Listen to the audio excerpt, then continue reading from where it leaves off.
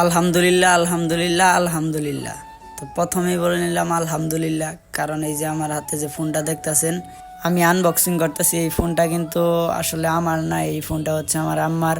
আমি আমার আম্মাকে স্বপ্ন পূরণ করে দিলাম। আসলেও আমি ফুল টাকা দিতে পারি না এইটার, কারণ আমি কোনো কিছু করি না। আমার জমানি কিছু টাকা ছিল, ওই টাকা দিয়ে আমি আমার আম্মার স্বপ্নটা পূরণ করতেছি।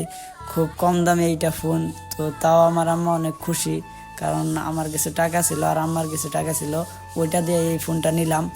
কারণ আম্মার আগের ফোনটা যে ছিল ওইটা নষ্ট হয়ে গেছে, মানে চলতেছে না, তার জন্য কিন্তু এই ফোনটা নেওয়া।